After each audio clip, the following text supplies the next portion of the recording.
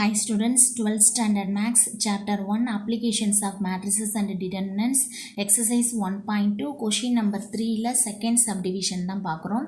So ஒரு 3/3 மேட்ரிக்ஸுக்கு cos Jordan மெத்தடில் இன்வெர்ஸ் ஃபைன் பண்ண சொல்லியிருப்பாங்க. ஸோ கிவன் மேட்ரிக்ஸை ஏன்னு எடுத்துக்கிறோம். நம்ம காஸ் ஜோர்டான் மெத்தட் இப்போ அப்ளை பண்ண போகிறோம். ஸோ எப்படி அப்ளை பண்ணுறது? ஃபஸ்ட்டு I3 அப்படின்னு ஒரு ஐடென்டிட்டி மேட்ரிக்ஸ் எடுத்திருப்போம். ஸோ I3ன்னு எடுத்துட்டு நெக்ஸ்ட்டு நம்ம ஏங்கிற மேட்ரிக்ஸை I3ன்னு கொண்டுட்டு வரணும். அதுக்கப்புறம் வர்ற மேட்ரிக்ஸ் தான் நம்ம இன்வெர்ஸ் மேட்ரிக்ஸ், அதோட இன்வெர்ஸ் அப்படின்னு சொல்லுவோம். சரியா?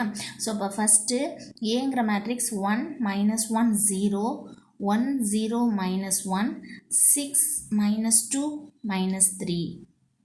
நெக்ஸ்ட்டு I3 அப்படின்னா 1 0 0 0 1 0 0 0 1. ஸோ இதான் இந்த ஆக்மெண்டட் மேட்ரிக்ஸ் ரைட் பண்ணியாச்சு. இப்போ ஃபஸ்ட்டு பாருங்கள், இந்த இடம் 0 ஆக்கலாம். R1ஐயும் R2லேருந்து R1ஐ சப்ராக்ட் பண்ணோன்னா இந்த இடம் 0 ஆகிடும். அது மாதிரி R3யில் இந்த பிளேஸும் 0 ஆக்கலாம். R1ஓட ஒரு 6ஐ மல்டிப்ளை பண்ணி ரெண்டுத்தையும் சப்ராக்ஷன் கொடுக்கும்போது இந்த இடம் 0 ஆகிடும். ஸோ நம்ம என்ன ரெண்டு கண்டிஷன் கொடுக்க போகிறோம். ஃபஸ்ட்டு R1 என்ன பண்ண போகிறோம்? R2 மாற்ற போகிறோம். R2ல் R2 மைனஸ் R1. நெக்ஸ்ட்டு R3ல் R3 மைனஸ் 6R1. இந்த ரெண்டு கண்டிஷனும் நம்ம கொடுக்க போகிறோம். இதில் R1ஐ எந்த சேஞ்சஸும் பண்ணல. ஸோ R1 அப்படியே எழுதிக்கலாம். 1 -1 0 1 0 0. ஓகே, ஸோ இப்போ பாருங்கள், R2 தான் சேஞ்ச் பண்ண போகிறோம். R2 என்ன? 1 0 -1 0 1 0. அடுத்தது R1 என்ன? 1 -1 0 1 0 0. ரெண்டுத்தையும் சப்ராக்ட் பண்ணுங்கள். மைனஸ், இது ப்ளஸ் ஆகிடும், இது மைனஸ். இப்போ ஆன்சர் என்ன கிடைக்கும்? 0.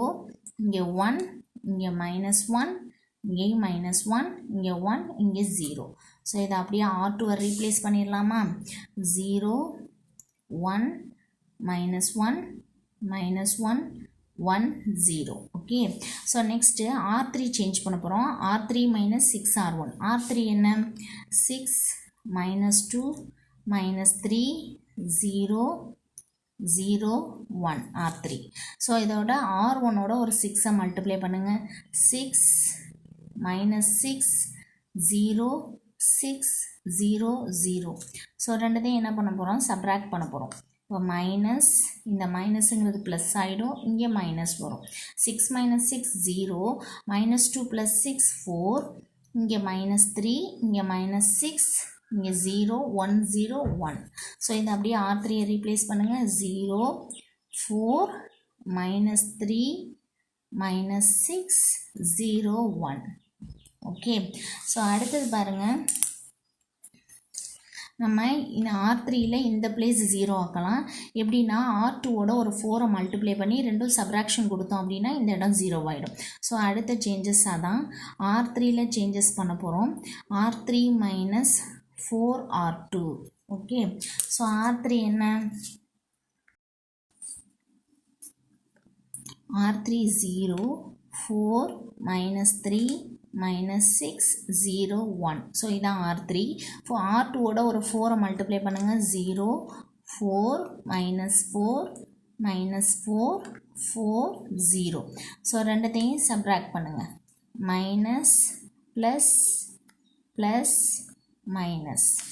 0 4 -4 0, இங்கே 1ன்னு வந்துடும், இங்கே -2, இங்கே -4, இங்கே 1. ஸோ அப்போ R3 என்ன சேஞ்ச் ஆயிடுச்சுன்னா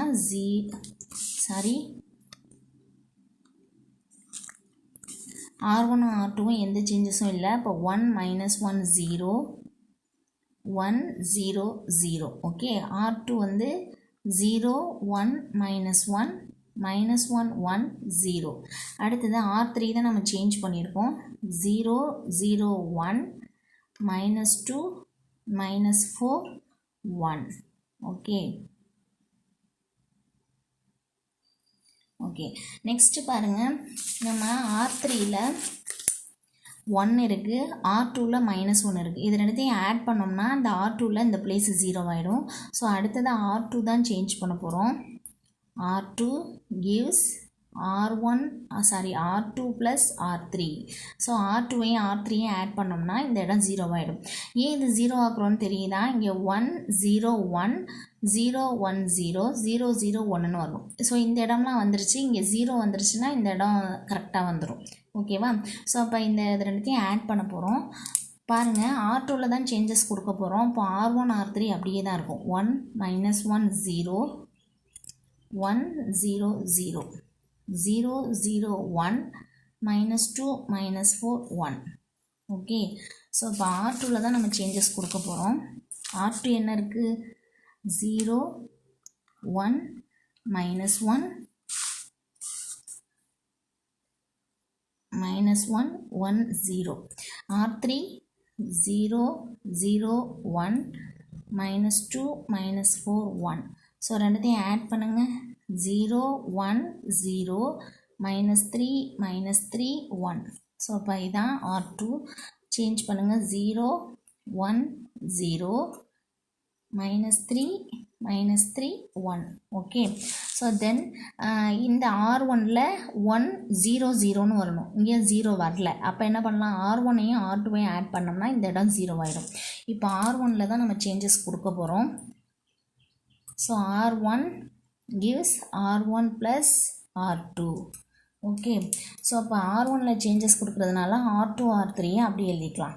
0 1 0 -3 -3 1 0 0 1 -2 -4 1. ஓகே, ஸோ இப்போ R1 தான் சேஞ்ச் பண்ண போகிறோம். R1 பாருங்கள், 1 -1 0 1 0 0. ஓகே, அடுத்தது 0 1 0 -3 -3 1. ஸோ ரெண்டுத்தையும் ஆட் பண்ணுங்கள். 1 -1 + 1 0 0. இது ரெண்டுத்தையும் ஆட் பண்ணால் -2 -3 1. ஸோ இப்போ அதை ரீப்ளேஸ் பண்ணுங்கள். 1 0 0 -2 -3 1.